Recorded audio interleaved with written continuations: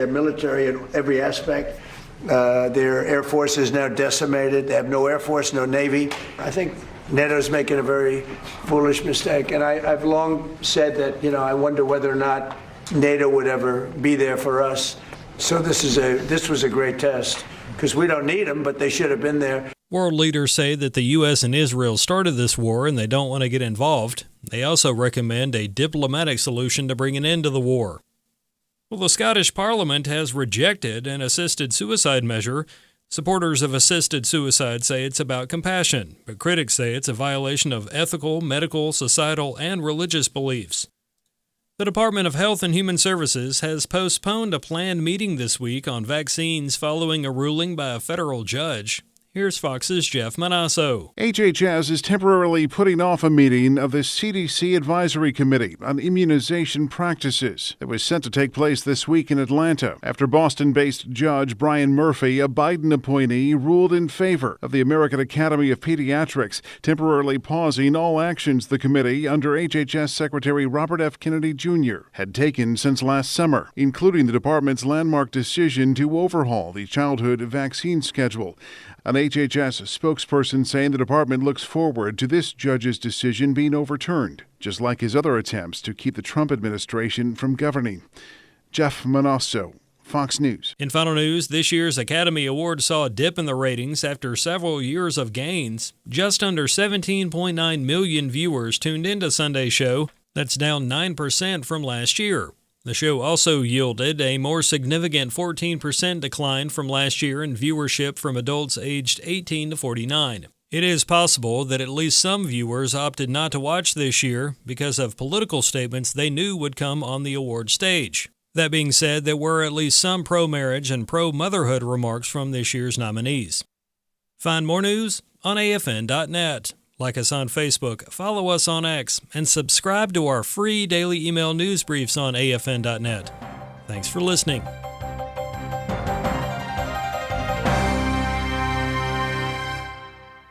AFA Action takes attacks on the family seriously. The enemies of the family constantly employ new tactics to try to sneak past our radar. They know if we stand together, their evil plans will fail. Your gift to AFA Action allows us to stay vigilant against their onslaught.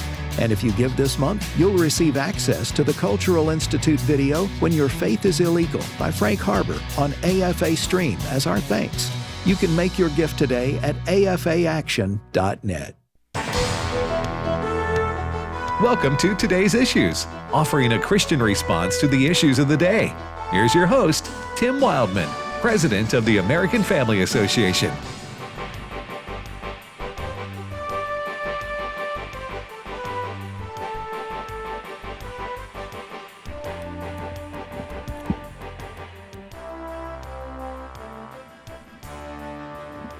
Hey, good morning, everybody, and welcome to the end of the world.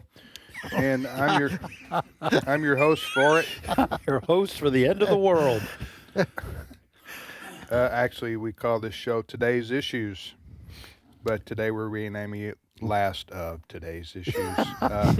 Today is Wednesday, March the 18th, 2026.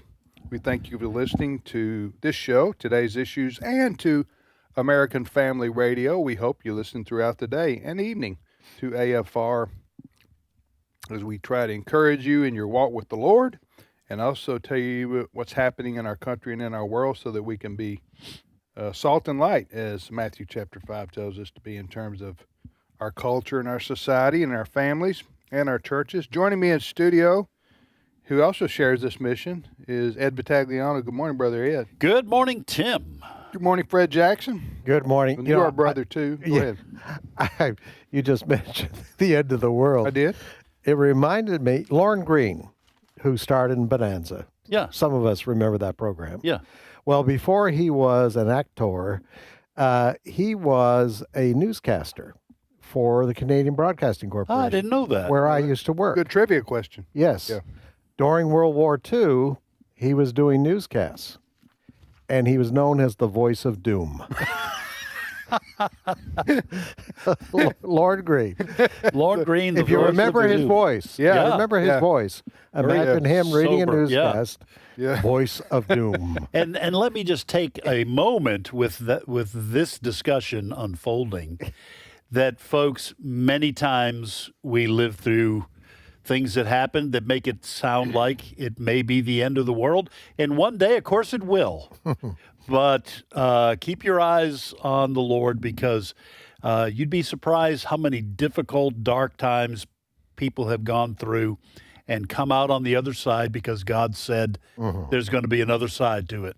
Yeah. So, Amen. Like the medieval times. yeah, absolutely. People went through that. I'm listening to a podcast. Funny you should say that. Let me waste some more of our listeners' time. Medieval times weren't funny, my friend. But you can laugh if you want to. I'm listening to a podcast, about 3 or 4 episodes podcasts about Christopher Columbus. Yeah. And they were talking about how King Ferdinand and Queen Isabella, who funded Yeah. the trip, they thought the world was ending in 1500, and that they would be the last monarchs to, because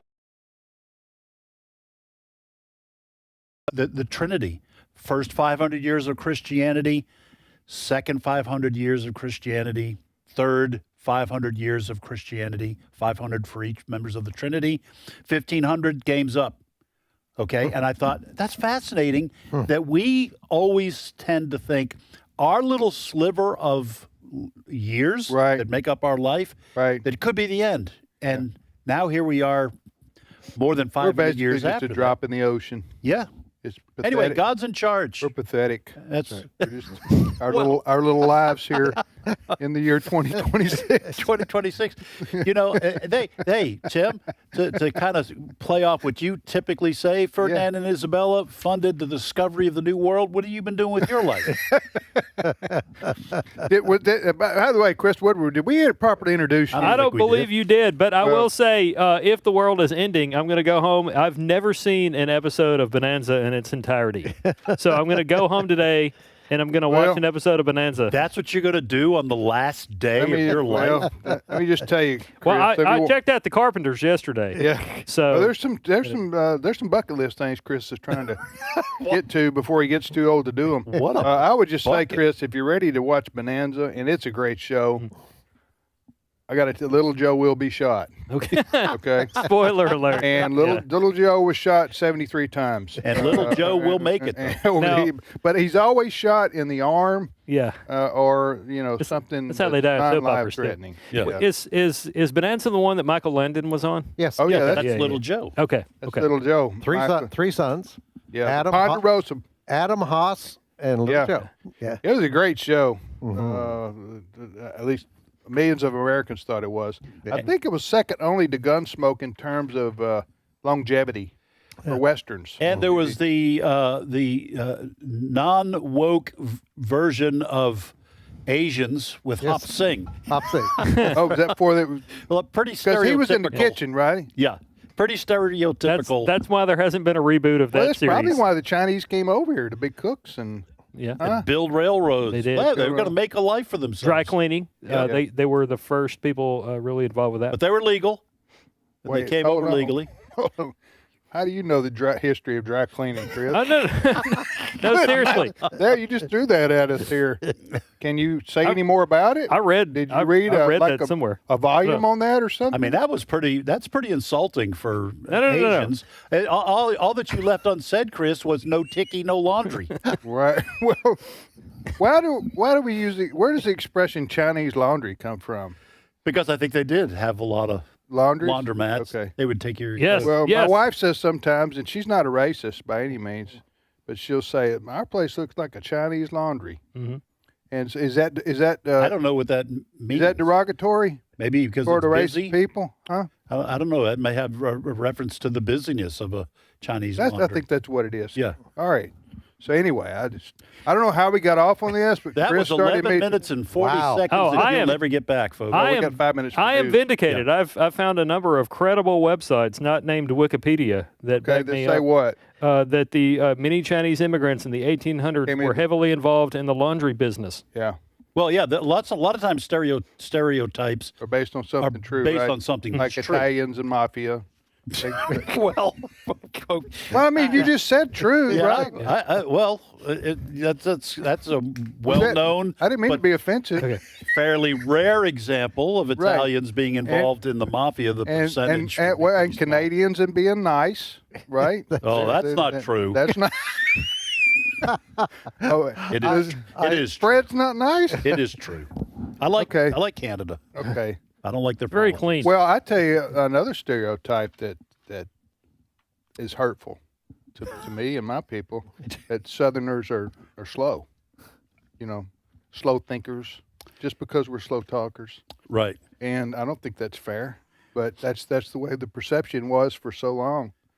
Until Gomer Pyle broke that mold.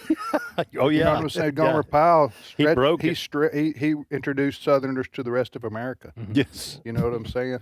And that I helped. think he may be All right, directly Chris, responsible. That man for was the a- stereotype. yeah. Get us to the end of the world, Chris. Okay, Go. all right. So it's interesting that we're talking about the end of the world because right now, various officials that run things like the CIA, the FBI, and even the Director of National Intelligence. All of them? Like the trio? Yeah, they're getting the band back together. Okay. So they're appearing in front of lawmakers today for a hearing on terrorism threats. And I've got some audio here of Tulsi Gabbard, our current Director of National Intelligence.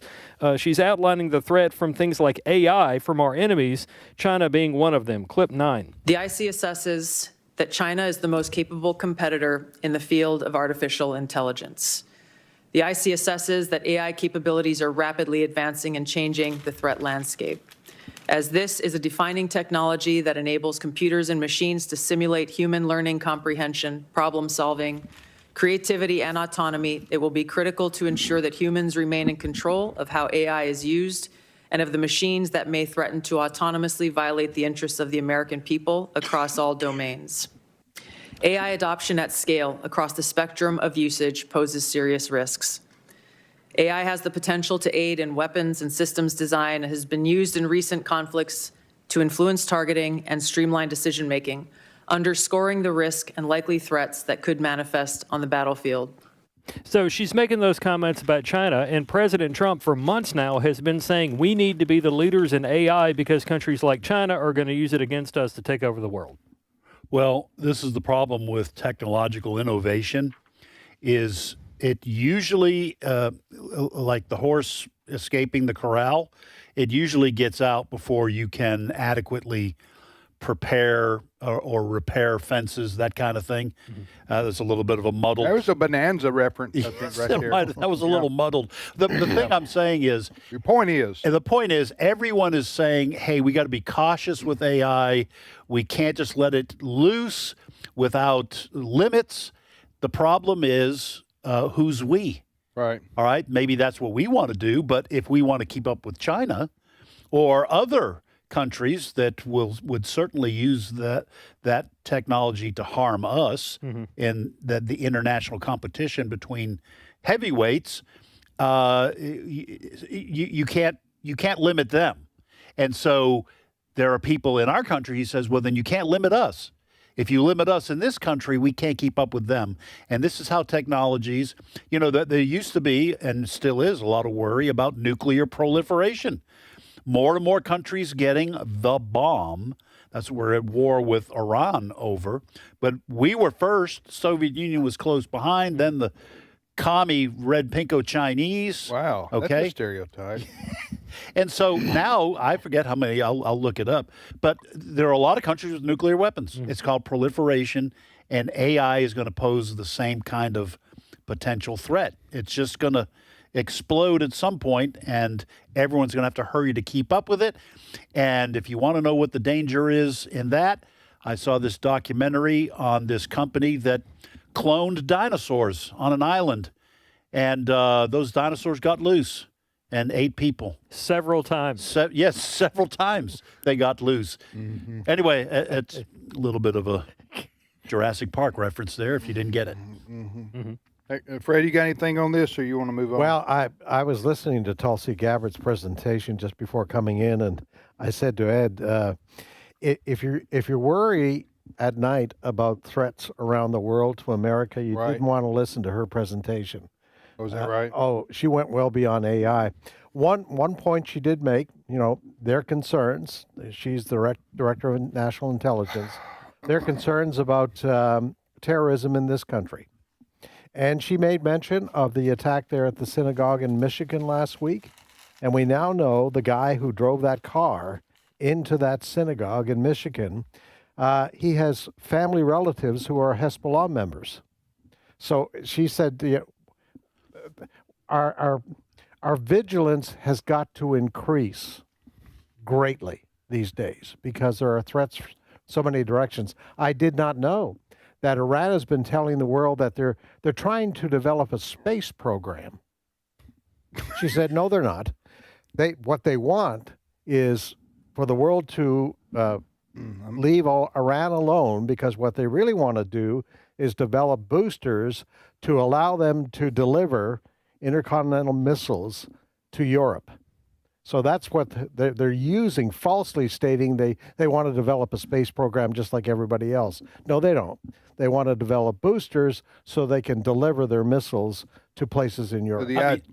Would the Ayatollah be on that spaceship? Well, I could see the movie now, Mullahs on the Moon. Okay?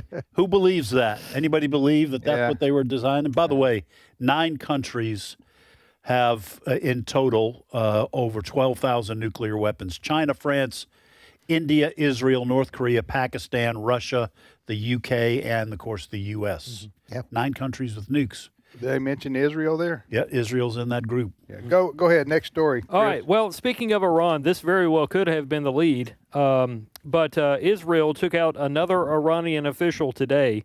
This man that they've eliminated. You can run, the but word they're you using. cannot hide. This is widely known. The latest person that's been eliminated was Iran's intelligence minister, and I've got some audio of Fox's Trey Yings talking about this. Wait a minute. It's the Iranian intelligence minister who was taken out. Yes. By the Israelis? With help from the U.S. Clip 3. A senior Israeli official telling Fox News that Ismail Khatib, Iran's intelligence minister, was killed in a precision strike overnight. Khatib was responsible for managing Iran's global cells, these sleeper cells in countries around the world that even threatened U.S. politicians and President Trump. This official says this man had blood on his hands, American blood. They go on to say that Khatib was actually the only person to survive the opening round of strikes in Operation Epic Fury that killed Iran's supreme leader. Those 40 officials killed in around 40 seconds. Now, in response to this, Iran did fire some stuff at Israel. Listen, yeah, they did, and Iran or Iran, whichever you prefer, they've still got a few munitions that they can fire out here and there and the other, but their military's been wiped out. I don't know what this. I see these people like the Judge Report and some others, and they make it sound like the U.S. and Israel are losing the war. I mean, I'm going like, that's not accurate at all. Now, whether you agree with the war or not, that's a separate issue. But the U.S. military and the Israeli military have just wiped out the Iranian military capabilities for the most part. Otherwise, you would be seeing Iran fight back. Their navy's at the bottom of the sea. I don't think they've got little to no air power left. Yeah, so I don't know. Out early. Again, agree or disagree with going to war in the first place. A fair analysis of how things have gone so far is that the U.S. and Israel have cleaned their clock, to borrow an expression, over there. Now, who knows what's going to happen 2 weeks from now, 4 weeks from now, 6 weeks from now? You can't see way out into if that's considered way out into the future. I mean, when you're in war, you're making plans, but you're also day to day. And so, the other thing is with some of these people, like the Democrats, not all Democrats, John Fetterman being an exception, the senator from Pennsylvania, who is a reasonable voice on this issue, in my opinion. And even some of the Republicans, I'm still going. Listen, whether you like or dislike President Trump personally or politically, let's set that aside for a minute. If a country told you in your negotiations they were about to finish a nuclear weapon, which is what we were told, not by President Trump, well, he may have said it too, but the gentleman who did the chief negotiating for us, what was his name? With Jared Kushner and what was it called? Steve Witkoff. Him. He said, you remember this? We played this on this program. He said they told us what they were about, that they were on the edge of getting. And you can't stop us. And you can't stop us. That's basically in your face, America. Yeah. Basically, we're going to do this because you can't tell us what to do.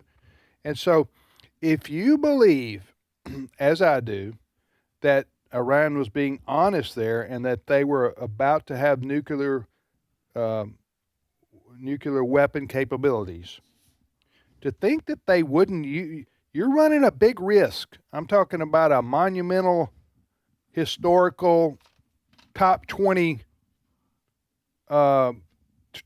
events in history chance that they wouldn't use it, that they wouldn't use the weapons. So if you're a president like Trump, again, take your Trump derangement syndrome out of it if you can, because that's what these people operate under. Many of these, they've lost their mind. Anything Trump, they can't distinguish between good Trump, bad Trump. Okay, they got to go all bad Trump all the time, Hitler type stuff. So if you believe that this country with these religious zealots who hate Jews and Christians and Israel and the U.S., and you're just going to say, well, we're ready, we're willing to roll the dice. And Fred, we're willing to roll the dice, and if they get a nuclear weapon, maybe they won't use it. That is when they've told you that they want to wipe out Israel. Yeah. And the great Satan, U.S. So, what is a responsible president supposed to do, knowing all that, and you have the military capability to stop them, and you say, well, no, I don't want to because I'll get criticized too much, and the left will jump on me, and I might lose the midterms because of it. You see what I'm saying? I think a president under those conditions would would do precisely what President Trump has done here. Oh, absolutely. The mainstream media, Trump critics on this particular issue, the way you framed it, they just hate Trump. Right. And they actually hope that overrides any kind of reason. Yeah, they actually hope Iran would win this. They do. You think so? Oh, yeah. They hope, just because they hate Trump. Okay, because if Iran wins, it hurts Trump. Exactly. So exactly. However, and I'm not the first to say this, if Trump had not done anything, right, and Iran ended up with nuclear weapons, wiping out New York City. Yeah, wipe out New York City.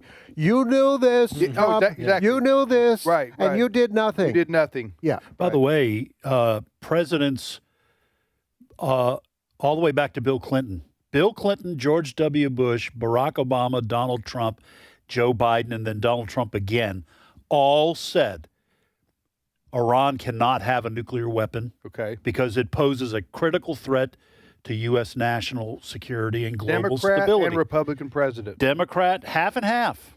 I mean, if you look at Donald Trump as two separate terms divided by Joe Biden, half and half Republican, half Democrat, all the way back to Bill Clinton in the early 90s. If it was possible for Iran to, conceivable for Iran to have begun working towards a nuclear weapon, I think George H.W. Bush would have said, no, that ain't happening on my watch. I wonder if Israel would have gone, I think they probably would have. They would have gone with or without us. Yes. Don't you think so? Oh, absolutely. Because it's more comfortable for us to be an ocean away or 2 oceans away from Iran. But imagine if Iran was, I don't know, Colombia or Nicaragua or Ecuador, and they were threatening us, Houston and Dallas and Los Angeles, with a nuclear weapon. Mm-hmm. And you think a president would, know that they were about to have this capability, you think a president would sit back and wait, or you see what I'm saying? I think Israel was going in Yes. With or without us. Don't you think so, Fred? Oh, absolutely. They knew what we knew. Israel knew. And Israel, because of what happened on October 2023, that was a defining line that we know Hamas funded, weaponized by Iran. So after that, and that, because some people blame Netanyahu for allowing 2023 to happen. So he was never going to allow that again. So I think, and that meeting back a month ago, when Netanyahu came to the White House, left through the back door, remember that? They had a 3-hour meeting in the Oval Office. I think Netanyahu... I agree with you. He told the president, with or without you, Mr. President, we love you, we appreciate the United States, but we are going to go and make sure that Iran does not have a nuclear weapon. Yeah. I think they had no choice, Israel. We conceivably would have a choice. We're talking about their quote-unquote space program, which they wanted ICBMs, is what they wanted. But initially, those ICBMs would have been able to reach Europe. So they were not even close to being able to reach us yet, unless they put it on a boat and detonated it outside of Miami. So we actually could have waited, but Israel couldn't. Because what Wickoff was told was that they were close to getting 16 operational nuclear weapons. They had enough fissile material to do that. So Israel had no choice for its own. And I'm glad that President Trump said, no, we'll go in with you, because eventually we've got to deal with this issue too. And I'm glad he did. I'm not saying that all the consequences are going to be pleasant.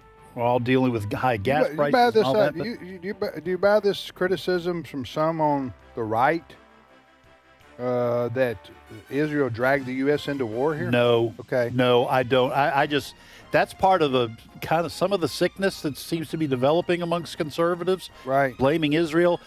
We're allies with Israel. I hope that Israel would tell us, we're doing it.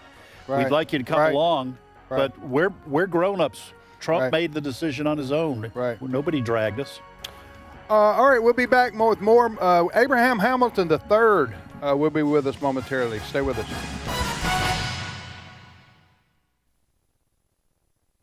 It's my turn. Here is your host for My Turn, Don Wildmon. One day in London, a Methodist preacher looked out over the poor people of that city. His heart went out to those people. He wanted to help them, and he dedicated his life to their service. Little did he know what that dedication would mean. In a few years, his efforts to aid the poor had gained a few followers and many opponents. Quite often he found his followers beaten and their property wrecked or destroyed because of their convictions. In 1884, 37 years after he began preaching, 600 of his followers were sent to prison because of their religious concern for the poor. Following several years of persecution, the founder and the movement began to win some acceptance. Much of this acceptance was brought about when he presented his case in a book entitled In Darkest England and the Way Out. In that book, he had concrete proposals for several improvements: relieving poverty and fighting vice, homes for the homeless, training centers to prepare immigrants for overseas countries, rescue homes for women and girls being sold into bondage for immoral purposes, homes for released prisoners, legal aid for the poor, and practical help for the alcoholic. The movement became known as the Salvation Army, and the preacher who fell in love with the poor people of London was named William Booth. Someone asked him one day what the secret of his very productive life was. His answer was simple and quite profound. "I'll tell you the secret," he said. "I have made up my mind that Jesus Christ could have all there was of William Booth. I know that he has men with more brains and more ability. But when I saw the poor of London, and knowing what Jesus Christ could do for them, I made up my mind to give all there is of me to him." Of this man, the historian wrote that his theology was simple, certainly concentrated on essential matters, clearly expounded for the understanding and inspiration of the common man. Read the history books, and one thing stands out above everything else. It isn't the person with the most ability who does the most good in life. It is rather the person with the most dedication and determination. And herein is the beauty of the Christian faith. For the carpenter doesn't judge us by how much ability we have, but by the depth of our dedication. It isn't the wisest person, or the richest person, or the strongest person that the Galilean is looking for. No. It is the dedicated and faithful person. Our Maker doesn't judge us by how high we rise in life, but by how hard we try. We aren't judged by the amount of our abilities, but by the way we use what abilities we have. William Booth made up his mind to give all he had, and that's all our Maker wants. I guess what this story really says to us is that when we present ourselves to Him for service, we should leave our credentials and recommendations at home. We need to bring only our faithfulness. This has been My Turn with Don Wildmon, a production of the American Family Association. Beloved, we are now children of God, and what we will be has not yet been revealed. We know that when Christ appears, we will be like Him, for we will see Him as He is, and everyone who has this hope in Him purifies himself just as Christ is pure. 1 John 3, 2 and 3. American Family Radio. This is Today's Issues. Email your comments to comments@afr.net. Past broadcasts of Today's Issues are available for listening and viewing in the archive at afr.net. Now, back to more of Today's Issues. Hey, welcome back, everybody, to Today's Issues on the American Family Radio Network. Tim, Ed, Fred, and Chris. We are here in studio, and joining us now is our colleague Abraham Hamilton III, host of the Hamilton Corner, which you hear each afternoon from 5 to 6 o'clock here on American Family Radio. The Hamilton Corner with Abe. Good morning, Abe. Good morning. Where were we?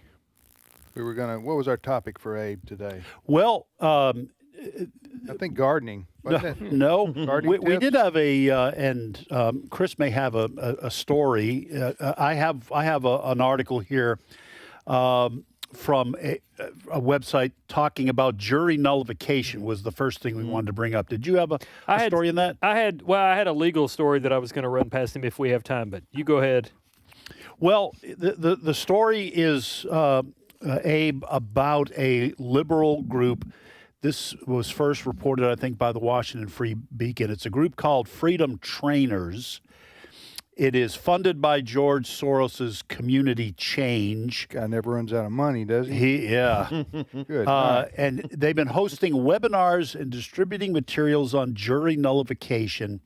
And the aim of this is for leftists to find ways to get on juries in important cases. I don't know how you do that, but to resist the Department of Justice and basically to use your vote as a member of the jury to make sure people get off, regardless of the evidence. So, first of all, explain what jury nullification is. I used to think it was just what judges could do, but apparently jurors can just say, well, it needs to be a unanimous vote, and I'm voting against it. And is this a significant threat to our judicial process? Well, I wouldn't say it's a significant threat. It is a threat, but the threat is only as broad as the makeup of our populace. You know, in order to do this, you have to have a concerted amount of people who would be in terms of executing this strategy by the George Soros funded groups. You have to have a concerted amount of people that are willing to just flat out lie, and in so doing risk facing consequences for them lying. This is why I always tell people that the most important part of any jury trial is actually jury selection. And even the expression jury selection is a misnomer, because it's really more of a process of deselection.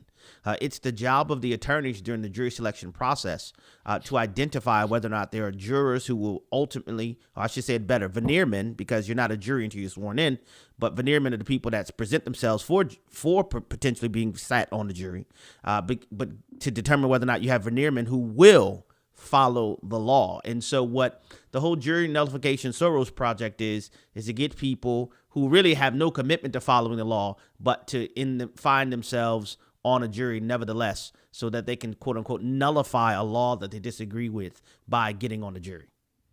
Okay. So I'm happy to hear that you don't think this is... How widespread is this, though? Is this... Well, the reason I wanted to bring this up, I have no idea how widespread it is. I have great concerns about these George Soros-funded groups who have, over the course of the last, 5-10 years, gotten prosecutors elected in major metropolitan areas who have basically been prosecutors now, basically in favor of the criminals rather than the victims of crime. We've been complaining on the conservative side of things for years about just judges who are activist judges. I'm not blaming that on George Soros. That existed before his groups began to be funded. But I am concerned that there are people in this country who don't care about law, who don't care about the Constitution, who don't care about the truth. They only care about their ideology and winning, regardless of what comes after that. I just found this story kind of disturbing. Any last comments or thoughts on that?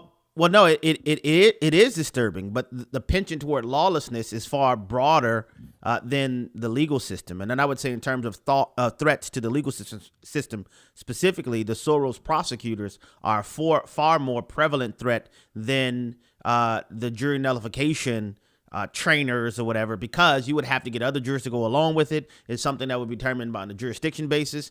You're not going to get, and I've experienced this myself, you're not going to get a jury of, Harris County, Texas, or, and Mississippi, certain states, to go along with somebody who will blatantly say, oh, well, no, even though we see all the evidence, this dude is guilty, to go along with them to vote not guilty. That's not going to happen. And even in the criminal context, if you have a mistrial, all that happens is the potential for a retrial. Okay. So that's not something that's necessarily going to be the conclusion of the matter. And so I think the Soros prosecutors are far more of a significant and imminent threat than any potential jury nullification strategy. I feel better. That's why we have a constitutional attorney. Come on. All right, I feel better. Thank you for that. Is that all? That's well, all I'm I have. here for you. Fred, I'm here to make you Fred's feel got better. a question. Us single syllable first names must stick together. Yes. Abe, Chris has a story that we have on our website this morning. This has to do with a judge appointed by former President Barack Obama who doesn't like the Ten Commandments. Yes. Gee, I'm so surprised. Yeah. So for those not aware, the Obama judge on Monday of this week, Timothy L. Brooks is his name, and he struck down Arkansas's law that mandates schools display the Ten Commandments. Arkansas, like Louisiana, like Texas, wants posters in the public schools to display the Ten Commandments as a way of paying tribute and educating students about the connection between the Ten Commandments and America's legal system. But this judge ruled that what Arkansas wants is not allowed or should not be allowed. And I know, Abe, that Arkansas is in a different appeals court circuit than Louisiana and Texas. Federal court. Yes. Right. So Louisiana and Texas are in the 5th Circuit Court of Appeals. Arkansas is in the 8th Circuit Court of Appeals. Yeah. And I guess Arkansas is not, they're not going to be impacted by the 5th Circuit's recent ruling in favor of Louisiana's law. I guess my question is, are we headed towards an inevitable Supreme Court case about Ten Commandments laws? Well, maybe not, because the Eighth Circuit still has to rule on this. You know, one of the things that's interesting about this, Judge Timothy Brooks only serves in the Western District of Arkansas. So his opinion on Arkansas's law doesn't affect anything beyond his own district. There are other portions of Arkansas that could even rule differently than what Timothy L. Brooks has ruled. But also, this is, as you rightly pointed out, a district court judge. And so before you can even have the prospect of a circuit split, we'd have to see what the Eighth Circuit is going to say on this matter. And you also rightly pointed out that the U.S. Fifth Circuit Court of Appeals has already ruled that Texas and Louisiana's laws are constitutional. You know, so if there's no circuit split and the Eighth Circuit tends to agree with the Fifth Circuit, then the matter will be settled at that juncture. All right, let me ask you guys this, and I'll take Abe's answer first. What do you say, Abe, to someone who says you cannot force religion on children in public schools, and you're forcing religion by making them have to look at the 10 Commandments posted on the wall?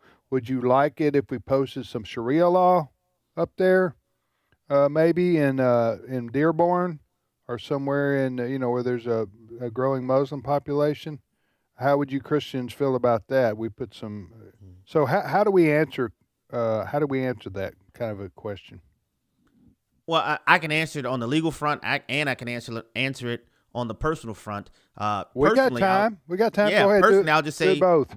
Very plainly, the 10 Commandments is what set the foundation for this entire nation, buddy. Whoever had a problem with that, you have another country you can go to. If you want to go in a country where there is Sharia law, you're more than welcome to go there. Go back to your country. I wouldn't. Well, I wouldn't even say go back, because there may be some people that want to go at first instance. If you have a preference for that, you're welcome to do so. But that being said, I'm kind of saying that, kind of jesting slightly, but we have Moses engraved in marble on our U.S. Supreme Court. Right. We have chaplains who are paid with federal tax money because the concept of the separation church and state has been completely misrepresented. That is not. In God we trust is our national motto. In God we trust is our national motto. It's printed on Federal Reserve. We're not talking Allah.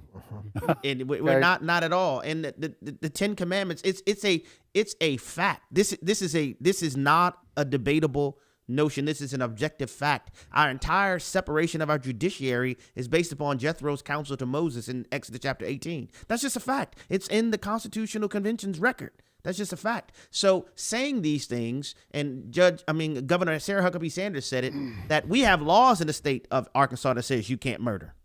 We have laws against perjury, not bearing false witness. These are ideas. Like, what is objectionable in telling a child, you know what, murdering is bad. Right. You shouldn't kill people. So there are those who are so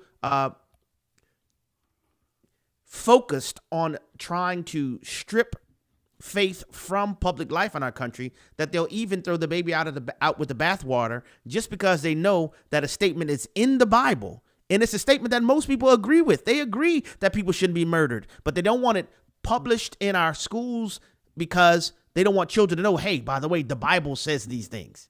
It's an insane assertion, and it's one that doesn't bear out our national history. The idea that this would be violative of the U.S. Constitution is something that did not exist prior to 1947. The full bank and scope of our nation's history stands against any assertion that having children visibly see the moral law as recorded in the Scripture does not impose upon them a necessity that they convert to become Christ followers. That's a good point. Now, that's just the bottom line. Now, I want the children to convert to become Christ followers, but the objective of the 10 Commandments being posted in these schools is not to cause anybody to convert to Christ following, but to connect the reality of the moral laws reflected in Scripture to our national history, and that's a laudable pursuit. There are many stories we could tell. Stephen McDowell, the Providence Foundation, David Barton of Wall Builders, Bill Federer. There are others who are. They're walking encyclopedias with the history of America's the Christian influence on America's history. But I literally just wrote a commentary on Ben Franklin's speech on in 1787 at the Constitutional Convention, when he stands up before George Washington and impromptu says, after 4 or 5 weeks of them being in a quagmire, and says, Mr. President, how have we progressed, and we have not hitherto sought to apply to the Father of Lights to illuminate our conversations here now. You guys remember daily when we were in the conflict with Great Britain that we offered prayers in this chamber every day while we were under sense of danger. Do we now feel like we don't need that divine friend? Do we not need him now? And He moved, a formal move. He moved on the floor of the State House in Pennsylvania, that daily prayers being offered every day, so that we can press forward in developing our Constitution. Because without it, we were having localized arguments about localized things, and Ben Franklin's motion passed, and every day from that day forward, our Constitutional Convention proceeded in prayer. That our Constitution was birthed out of a prayer meeting in the Pennsylvania State House. Yeah. So to say that having the 10 Commandments on the wall in our schools in our country, in the nation, that the Constitution was birthed in prayer is an insane assertion, is my point. Yeah, amen. Well, I was going to say that, in the year 1892, Columbus sailed the... my bad. Hold on just a second. That's 1492. Yeah, my bad. It was in 1892 that the United States Supreme Court ruled that the United States of America was a Christian nation. Yeah. By not to mean that everybody was Christian or everything we did as a nation was Christian, but that our symbols, our history, our documents, as Abe has cited some of that here in the last minute or two, point back to the Pilgrims, the Founding Fathers, everything points to us having if you want to call it a Judeo-Christian heritage, that's fine. But the vast majority of people who came here and settled came here with religious freedom in mind. Yeah, they wanted to make money too and sustain themselves. And a lot of people came here for, to like I said, for business purposes.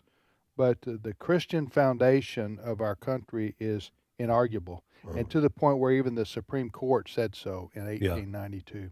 All right, you're listening to Today's Issues on the American Family Radio Network. What's coming up on your show this afternoon, Abe? Well, I talked a bit yesterday about Joe Kent. We're going to talk some more about the progress. Yeah, Joe Kent and his resignation. Wasn't it? Joe Kent, the camel? Joe Camel. Oh, Joe Camel. That was a different legal case, too. Oh, my bad. You may be mixing up Joe Camel with Clark. I'm just mixing up centuries here with 1892, Sail the Ocean Blue. I just got to get my facts right. Go ahead, Abe. No, I plan on giving the latest updates on the progress or lack thereof concerning the SAVE Act, and also giving a bit of the updates on Operation Epic Fury, where things are, how they progress to this point. Okay. All right, brother. Thank you so much. All righty. Thank you. Take care. All right. Go ahead. Yeah, in our devotion this morning, one of our staff members is writing a book and read the first chapter, and it had to deal with the Billy Graham crusade in Memphis in 1951. And we were told that the mayor of Memphis, when that Billy Graham crusade was going on, called for fasting and prayer. Yeah. And nobody screamed. Right. There wasn't an ACLU say, you can't, separation of church and state, you can't say that. But that's not that long ago. No, the liberal idea of separation of church and state, and it's really Christianity that they loathe, right, is a relatively modern concept for the last probably 30, 40 years, maybe 40 years or so. Before that, nobody questioned. Nobody questioned the influence of particularly the Christian religion on America being something we wanted to promote. I mean, it was good for morals and values. It kept crime down. Yes. There's all kind of reasons why the outgrowth, I guess you should say, of Christianity being promoted in a country. I would say too, the opposition to the whole church and state thing. Oftentimes, they only have a problem with it depending on who's in the White House. For example, Joe Biden. Okay, Joe Biden, he ran on him being a man of faith. They spent an entire night in the 2020 convention talking about how he was a man of faith and he prayed. Nobody said anything. Every speech President Joe Biden ended with him saying, God bless America, God bless our troops. And the humanists never complained. Nobody complained when Barack Obama had the prayer breakfast. Nobody complained when President Bill Clinton signed RFRA into law and said, I'm glad to see I'm not one of the only Baptists in the room. They only complain when it's a Republican talking about God. Because they know Republicans actually want God to be included and not using God as window Nancy dressing. Pelosi is not getting a letter from somebody from Wisconsin when she mentions Matthew 25 as a reason for immigration reform. They only complain when it's a Republican. And by the way, most of our listeners know this. I think they probably heard it enough on our network, by the way, that the use of, because Abe mentioned the 1947 Supreme Court case. I think that was Everson v. Walls. I sometimes get these mixed up. But that, I think, was the first time that this statement, a wall of separation between church and state, was ever used in a Supreme Court ruling. And the Supreme Court used it erroneously. The phrase, a wall of separation between church and state, comes from a letter that Thomas Jefferson wrote to a Baptist organization. I want to say it was in Connecticut. I may be wrong on that, but it was in New England. They were worried that Baptists would become second-class citizens because of what government would do. Thomas Jefferson was writing and saying, no, there is a wall of separation between what the government can do to churches. Right. It had nothing to do with the way the Supreme Court used it, which was to imply that churches and religious people have no right to bring their religion into politics. It was a misuse of the statement, but it has existed and has become memorized, and everyone thinks it's in the Constitution. A lot of people on the left. Yeah, a lot of people think it's in the Constitution, just like you said, just like people are led to believe that evolution is a fact when it's still a theory. And so we have a generation. We've educated generations of nincompoops in this country, and that's why we have the problems that we have. Well, you're animated today, Chris. He's fired up. He's I only fired had up. one cup of coffee, and that was when I flew back here from my house. 3 Red Bulls later, we see the real Chris. Red Bull gives you wings. All right, you're listening to the radio program Today's Issues on American Family Radio. Tim, Ed, Fred, and Chris. Hey, let me interrupt this, the next topic. I was reading a story about the hearings going on in Washington, D.C. today, having to do with Senator Mark Wayne Mullen, a Republican from Oklahoma. You know, he's at his confirmation here to take over for Kristi Noem. She got booted to the side. Where'd they put her? Southern Shield, is that what it's called? Like an insurance company? Hey, yeah, it sounds like it. The Southern Breaks out the Shield. book, goes over quotes. This is the war on the cartels in Central That's America. what she's over now? She is. But is it a demotion? Most consider it a demotion, yes. Yeah. Well, anyway, so her successor, I get that right? Successor, yeah. Successor. If confirmed. If confirmed, as Chris just said, is Senator Mark Wayne Mullen. Let me tell you, you don't get any more Southern name than Mark Wayne. It's not even a double name. It's one name. I've never heard that before. Mark Wayne, just one word right there. But anyway, this gentleman's from Oklahoma. He's U.S. Senator. I did not know that till you just said that. Mark Wayne. Sure is. One Wayne? name. Mark Wayne. He's also part Native American. He was the first Native American legislator in Oklahoma or something of that sort. Well, I think you forgot about Elizabeth Warren. Well, she's not from Oklahoma, unless she tells me she's that. not from Oklahoma, but she's like a 50th Cherokee or something. Yeah, well, you're being kind. What is she? She's got some DNA of some American Indian in her, right? I don't know. Remember that? That's how she got just because I'm from New England doesn't mean I that's I know her DNA. That's the reason she got the name Pocahontas from President Trump. Yes. You remember that? Oh, yeah. Anyway, back to my story. So I'm reading about the hearing today, the confirmation hearing for him to become, which is a cabinet level position. It's a pretty big deal. Department of Homeland Security, which, by the way, is unfunded right now by the Democrats because they don't like ICE. but pressure's building on the Democrats over this because TSA and the airports and everything, that's the main reason. It's becoming a nightmare. And TSA is funded under the Department of Homeland Security, and the Democrats have said, we don't like ICE, so we're not funding the whole agency. Anyway, but I didn't realize there was such bad blood between Rand Paul, who's on the committee, the senator from Kentucky, himself a Republican. He's the chairman of the committee. Okay. Wow. He is the chairman of the committee, and usually you don't see two people of the same party going at it like this, but in Washington today, I don't know, can we play this? Maybe after the break. I'll send it to you. Anyway, it's on Fox News. It's one of the lead stories. But Rand Paul is he's angry he's upset with Markwayne Mullin because he says, Rand Paul, that Markwayne Mullin calls him a snake and made fun of the attacker. Remember the guy who attacked Rand Paul when he was on his mower? Like his remember that, and broke all his ribs and everything? Yeah. But so Rand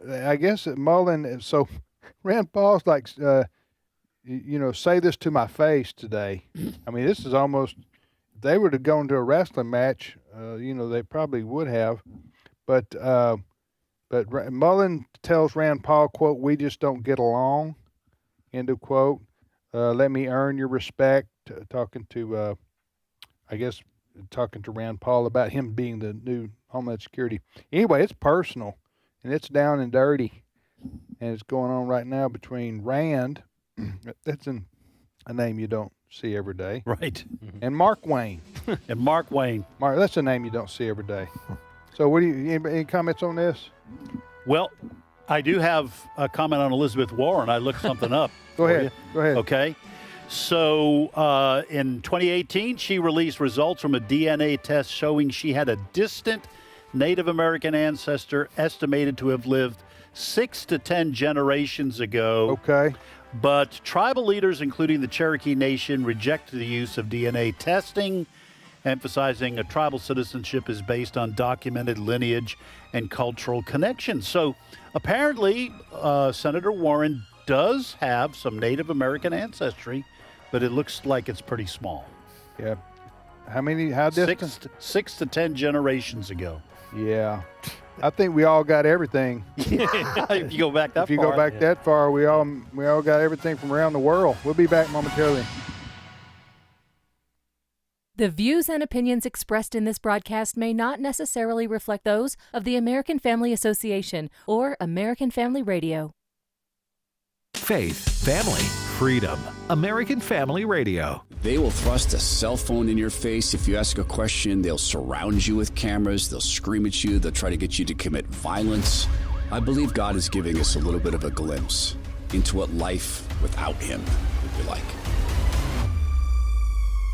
A Disciple's View with Todd Herman. Critical information from a faith-enriching perspective. Weekdays at noon Central on AFR. This is American Family Radio, a listener-supported ministry of the American Family Association.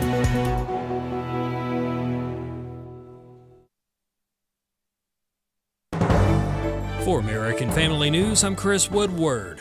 A hearing is underway on Capitol Hill. The heads of the CIA and the FBI are testifying about terrorism threats.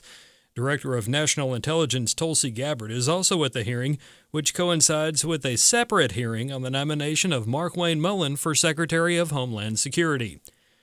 The Senate is set to do something today on the Save America Act. Democrats don't like it. Republicans say it's necessary. By doing away with your right to vote, that's the Save America Act for you.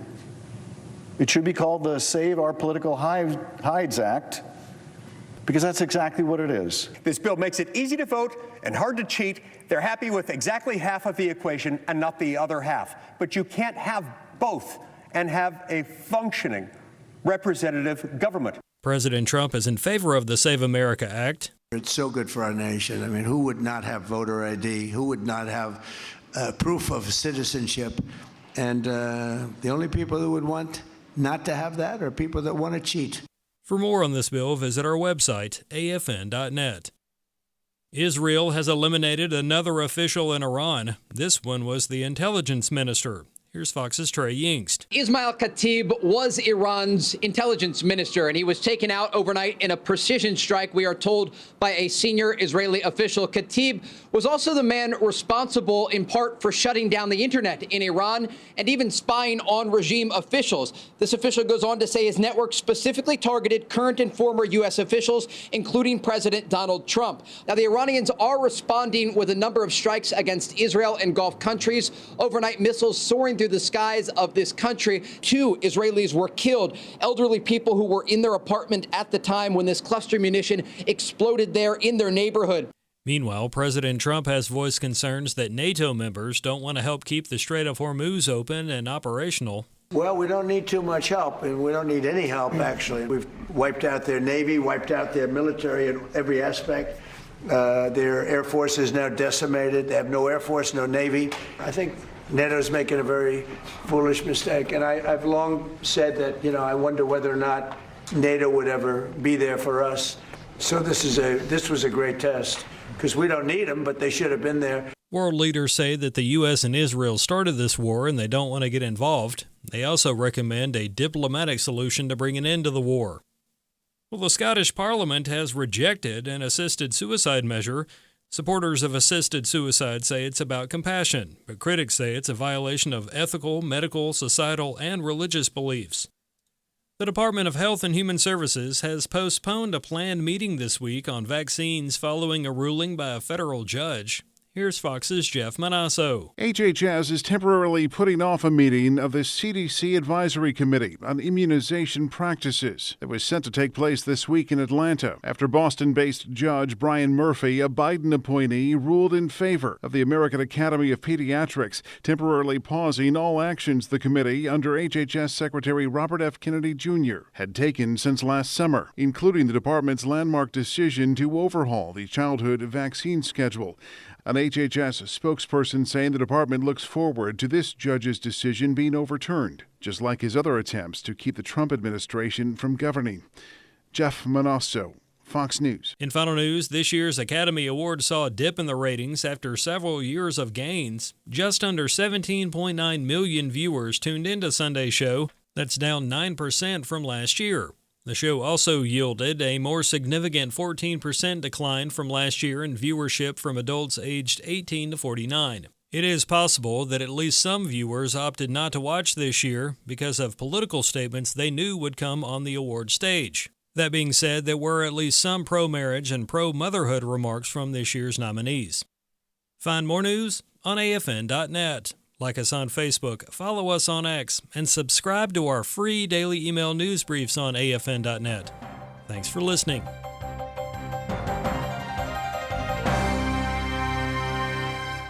Hello, my name is Andy Miller, and I'm the president of Wesley Biblical Seminary based in Ridgeland, Mississippi. We are developing trusted leaders for faithful churches, and we do that based in the authority of Scripture and in the reality that Christians can be transformed. We do that also through bachelor's, master's, and doctoral degrees. We'd love for you to learn more about Wesley Biblical Seminary at wbs.edu, where we're developing trusted leaders for faithful churches. Today's Issues continues on AFR with your host, Tim Wildmon, president of the American Family Association.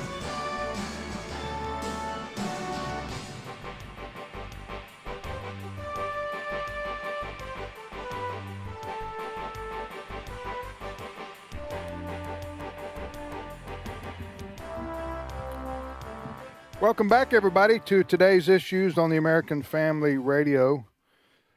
Thanks for listening to AFR. Tim, Ed, Fred, and now Steve Paisley Jordal's in the house. Hey, everybody. You're in the house, Steve. I am in the house. We're going to go back, use little 90s lingo there. Dun, in the house, little Arsenio Hall. Huh? Remember that, Ed? Yeah. Arsenio Hall, yeah. Yeah. He's in the I think he house. started the expression in the house. All right, Steve, what do you got, my friend? Well, you tell me, because there's a couple things you teased last. I want to go with the Brent Hume. All right. First, okay. All right. Everybody knows who he is, right? Yeah. They were talking about the coverage of the war and how things are going. And Britt Hume had a great analogy because there was a professor that had been talking and posting that the war between Iran and the U.S. was a stalemate. And that no one is winning this thing. And we've heard this from several left-leaning news sites and commentators. And Britt Hume said, well, let's take this back and think of this from a different angle. Let's listen to cut 11. For a moment, Martha, let's turn the situation around and assume a situation in which the United States is under attack from a major enemy. And that enemy is ranging freely over our skies with no resistance, bombing at will, sending missiles at will, attacking our vessels, attacking our ballistic missile systems, attacking our aircraft at will. That they have wiped out, they've killed the president and wiped out his cabinet, and countless officials in the echelons below.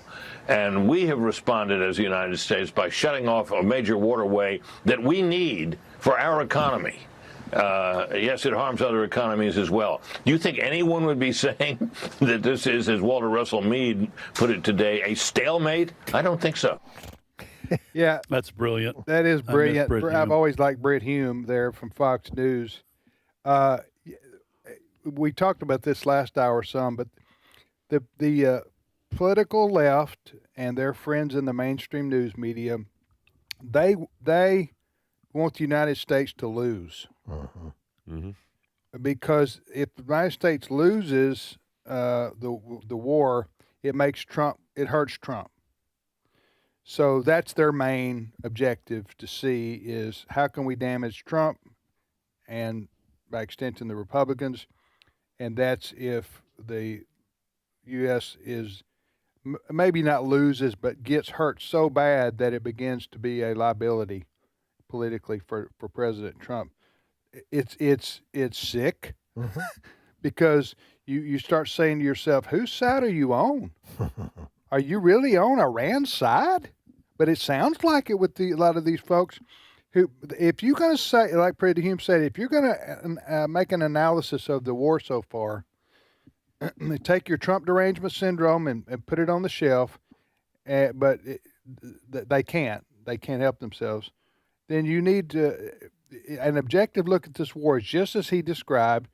The U.S. and Israel have basically wiped out Iran, okay, from being a threat, and how that becomes something that's a tie, is that they're only using that to try to deceive the American public into saying, see how wrong Trump was on this. Yeah, you see, so TDS is real.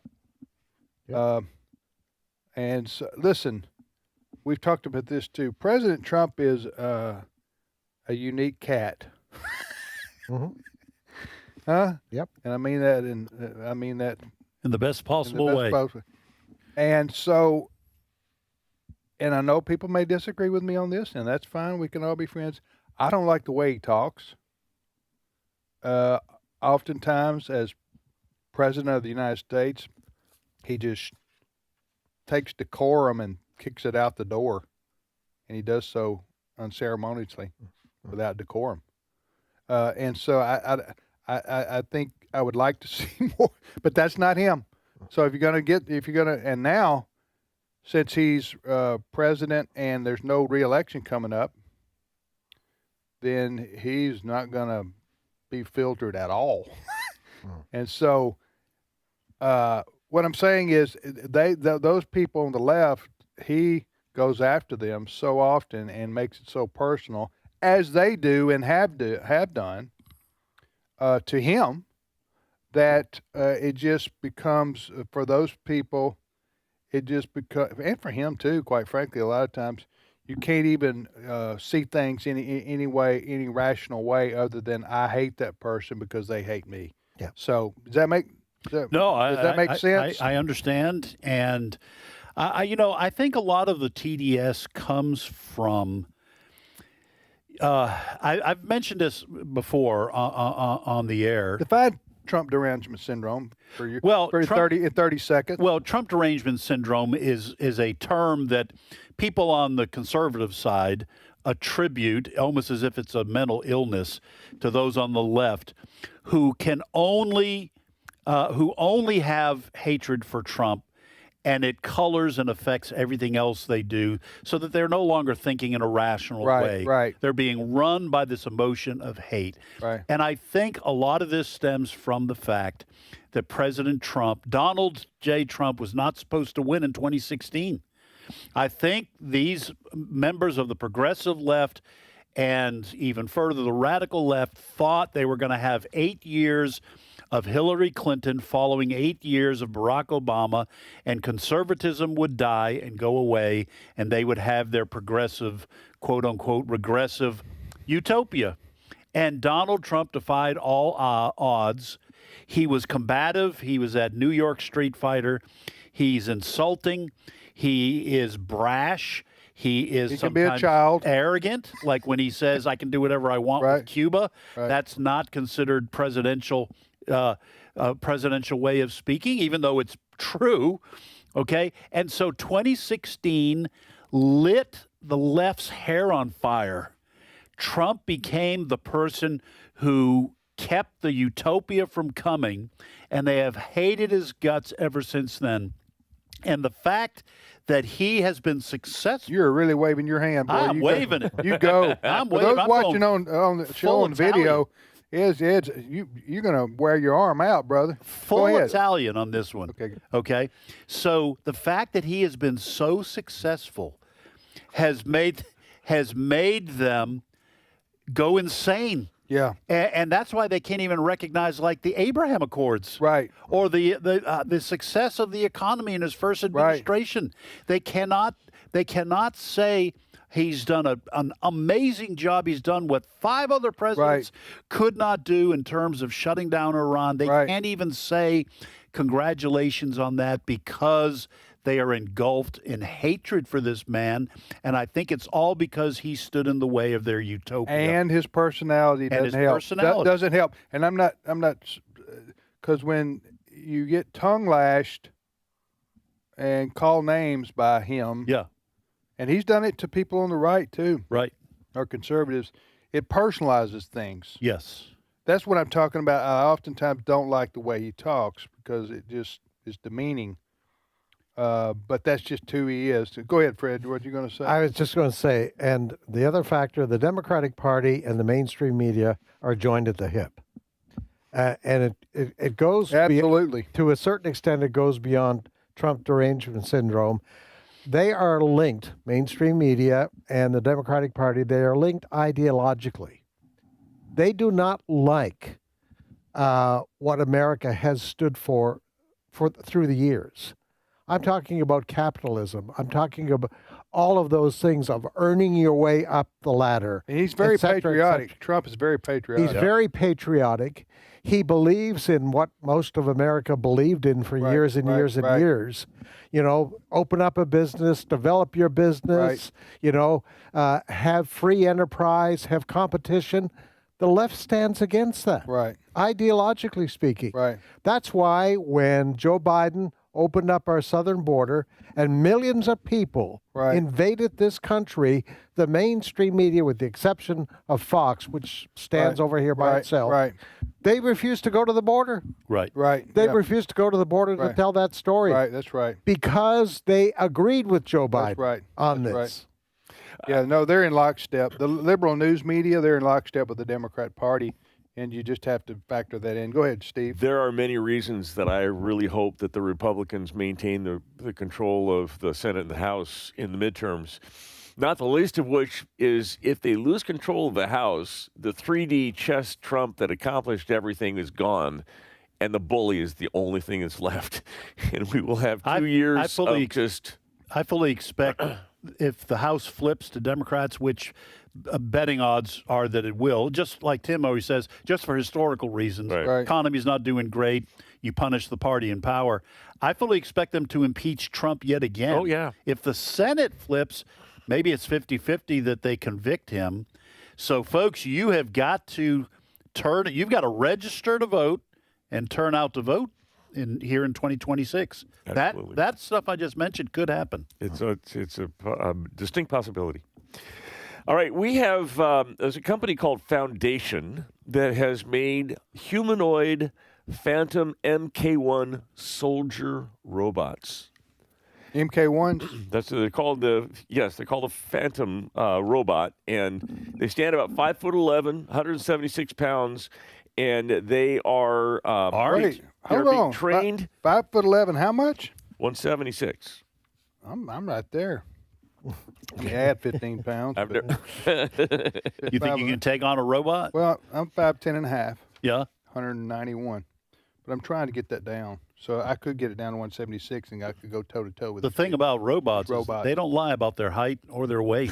They are. So what about what's happening with this Well, robot? they're training to use any weapon that humans can use on the battlefield, and they've sent a couple of these to Ukraine to train in the war to see how they do. They'll be doing things like placing explosives at doors and who knows what else. But here's the thing. The company Foundation is in very close, this is according to a guy named LeBlanc, a very close contact with the U.S. Department of Homeland Security to possibly put these Phantom robots to patrol the country's southern border. Wait a minute. If they're phantom, that means unseen, right? It does when you're absent the title. They're very visible. Okay. So they're phantom. They're called what? The name is Phantom MK1 robot. But they're MK1s. Yes. Yes. No, that's as opposed you to have MK2s. to distinguish. That's true.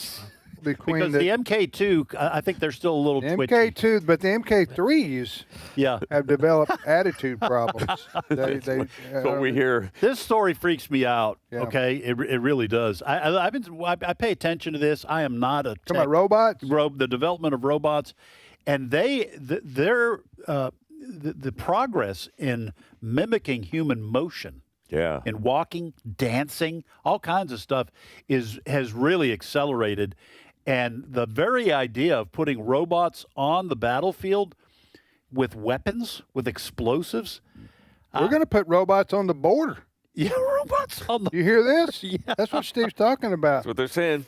We're going to put them on. What are they going to be doing down there? Humanoid soldiers are a natural extension of existing autonomous systems such as drones, says Mike LeBlanc, who's the company co-founder. He just says that they're in close contact regarding the possible use. What language do they speak? You have to be bilingual if you're going to be on the border. I suppose. You know what I'm they saying? They can be programmed. Am I right? Yeah, they got weapons and you got people coming across and say, hey, listen, we're legit, and then that robot says, show me your papers. No comprende. No comprende. Points a gun at you. All right. And what happens when they learn? Because robots can learn. Yeah. Don't make me mad. Right. When you hear that coming out of a robot. All I'm saying is, whatever I got left, hopefully I got 20 years, Right, 25 years. Yeah. I hope robots don't come. Take over the world. I wish, but I got kids and grandkids. I don't want them to face the robots. I guess Papa will stay around long enough to face the robots with my kids and grandkids. I don't know. The robot's only 5'11", 176, but they can probably move pretty fast. They don't can you move think? faster than me. Yeah. All right. You're listening to Today's Issues on American Family Radio. That's Thanks scary. for listening, Tim. I'm Tim with Ed and Fred and Steve. And by the way, Steve, Yes, sir. You, in the middle of you talking about this story, you said, and I got reading this information from a guy named LeBlanc. Oh, no, that's French, isn't it? It's LeBlanc. LeBlanc. LeBlanc. So, LeBlanc. I'm just wondering, do you have like friends who are spies? No. Or what? This is, the reason is because they use his last name down in the paragraph I read, and I you didn't know the misplaced first name. His first name is Mike, and he's the co-founder of the company Foundation Okay. that's making the robots. You're thinking about the Pink Panther here? I was exactly what I was Does thinking. your robot fight? LeBlanc? Keto, you fool. Put down that robot.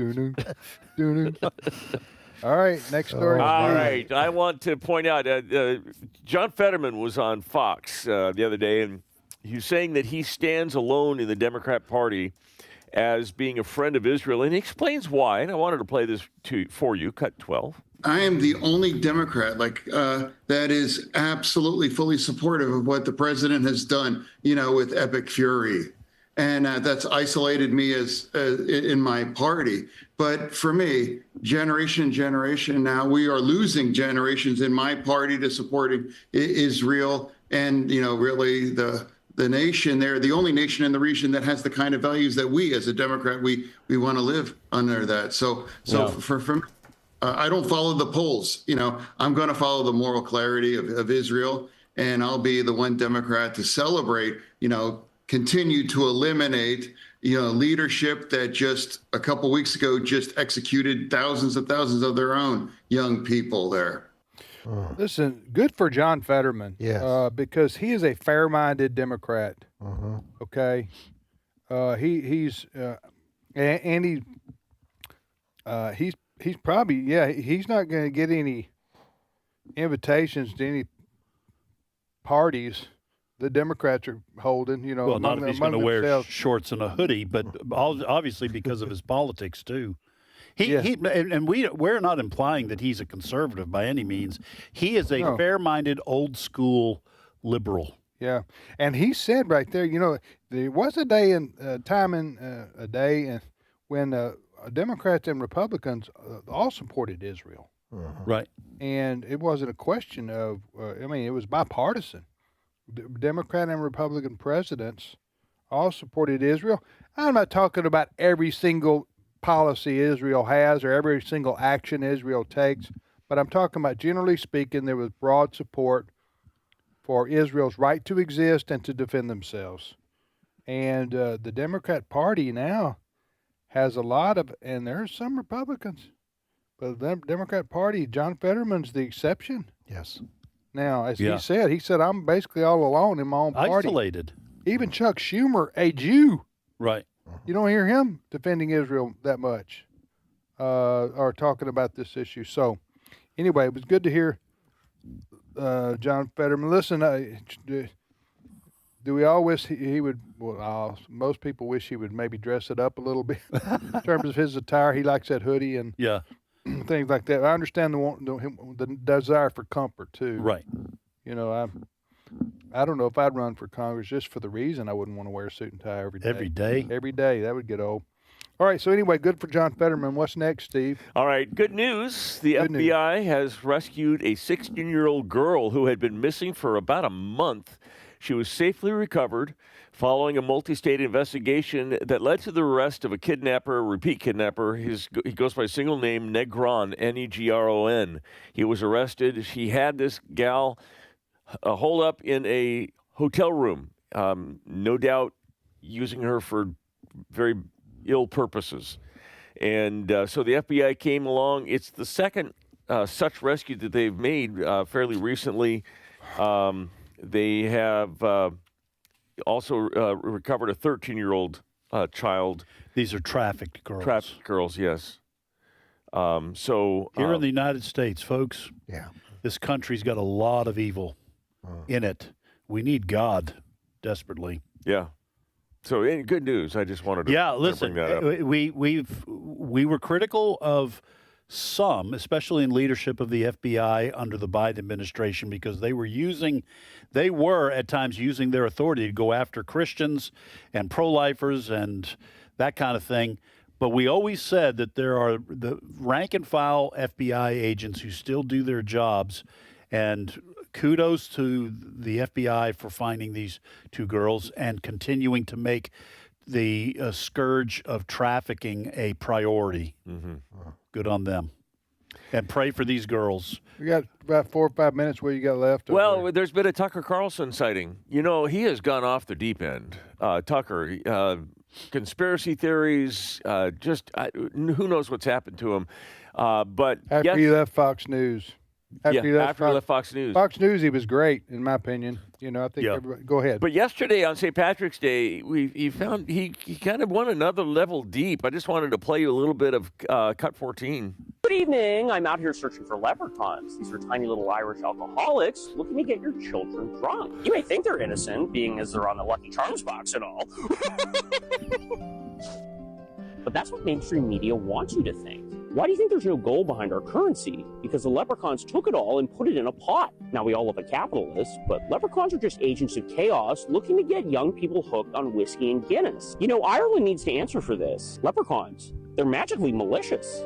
That is a guy named Magically Alex malicious. That was funny. That was an impersonator. An impersonator named Alex DeWitt. Just to be clear, that was a Tucker Carlson impersonator who's got him down pretty good. That is very close. And Tucker Carlson is not an easy voice to mimic. No. Magically malicious. That's genius. And that laugh, I mean, that's pretty spot You know it's on. Tucker Carlson when you hear that laugh. Yeah. Right. That's magically malicious. I like it. So the United States lost to the World Baseball Classic. To Venezuela? To Venezuela. What was the final score there? 3-2? Oh, wow. game. You know, give it up for Venezuela because, right. You know, they're taking on the country that invented baseball. And kind of like when the United States beat Canada in the That happened too? Olympics. You remember in hockey? Did the Canadians invent hockey? Twice. Do you know that the game-winning goals, Jack, who's the guy the hero, the guy that scored the goal, Jack? Oh, Jack Hughes? Hughes is upset because the game-winning puck for both men's and women's is in the National NHL Hall of Fame. It's being displayed in Canada. You know what's amazing about this is Venezuela won this game 3-2. The Americans, they basically had their all-stars, right? Yeah. Both countries did. But this also goes to show you the old truism about baseball. Almost unlike any other sport, probably, I don't know, I couldn't comment on the hockey necessarily. In baseball, you can have a great pitcher that can be a neutralizer. So the other team over the course of a season may have better hitting, but it doesn't matter in one game. If you have a shutdown pitcher who can't pitch every game, but he can pitch that one game, that can neutralize all the great hitters because great pitching beats great hitting every time. Well, and there were major leaguers, I'm guessing, on the Venezuelan team, too. And so it wasn't all amateurs. Right. Oh, they had their America own. produces some great Very ball players. good ball players. Are there any Venezuelan hockey players? I don't, not that I know of. I just didn't know if there was. I don't think that's a thing. Okay. Thank Not you, a lot Steve. of ice in Venezuela. You're welcome. No. My pleasure. Thank you, Steve. My pleasure. Thank you, Ed. You betcha. I didn't mean anything about that mafia Italian reference earlier. That We'll see. Okay. We'll see if you meant something by it. Oh, You might wake up with a horse's head in your bed. Am I going to sleep with the fishes tonight? No. Thank you, Fred, for being a nice Canadian. I tell you, I He's tried. nice. Today. He's nice. Our thanks to Chris. Chris got really animated today. He did. I like that spunk he brought. Thanks to Cole Green and to Brent Creeley, our producer, and Abe Hamilton. See you next time.